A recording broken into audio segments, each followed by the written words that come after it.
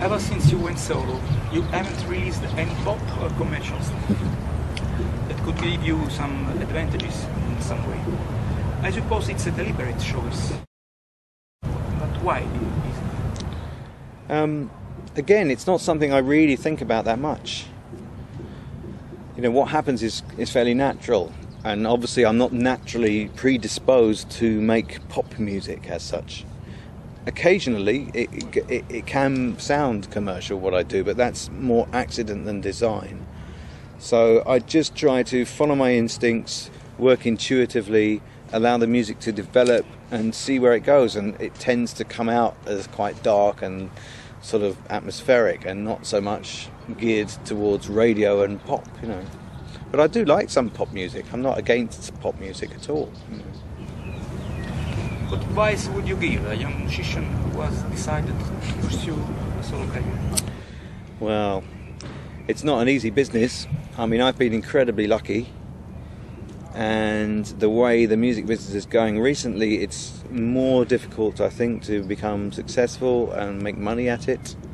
There's plenty of struggling artists out there, plenty of people that are having to be ingenious about the way they market themselves. You know, if you're going to be a musician these days, you've also got to have a knowledge about marketing techniques, how to use the World Wide Web, you know, how to create your own promotion, create your own market. And not everybody is cut out to do that, you know.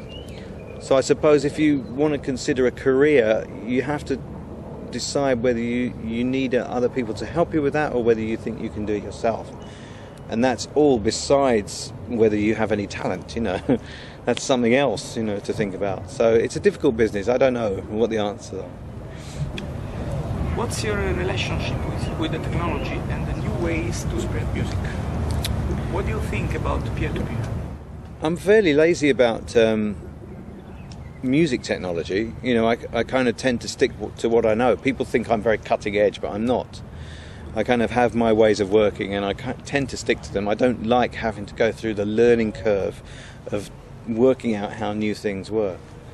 But in terms of marketing formats, I'm always thinking about that and always trying to predict the best methods of putting the products out there, you know. And at the moment there seems to be a move back towards special editions, higher art formats. People want to collect again, you know. I think we've gone through this kind of disposable download thing, and yes, of course, people still do that in a big way.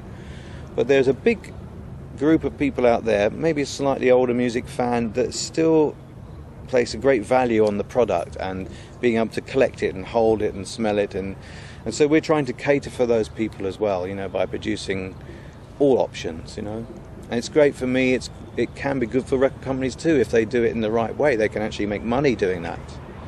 So I'm very pleased about how this particular project is going in that department. You know, that we were able to do this vinyl, special box editions, DVDs, you know, remix CDs. It's all great for me. I'm very happy about it.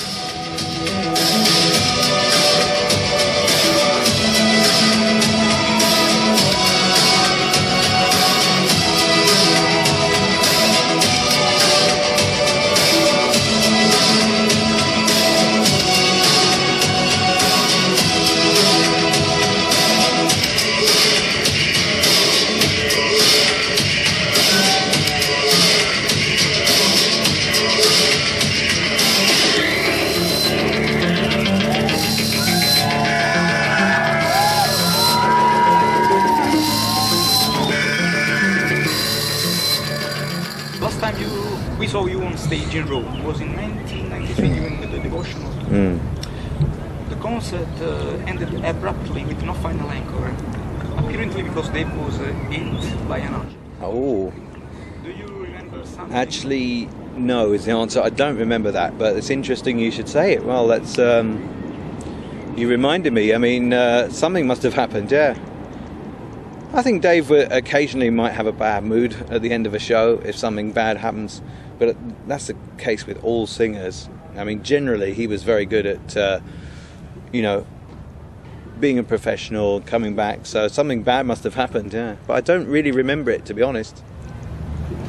Daniel Miller and Gareth Jones are here with you to perform their reconstruction time again. Yeah. It has been just a nice way to get them involved, or do you think that that period was particularly remarkable for electronic and for your career?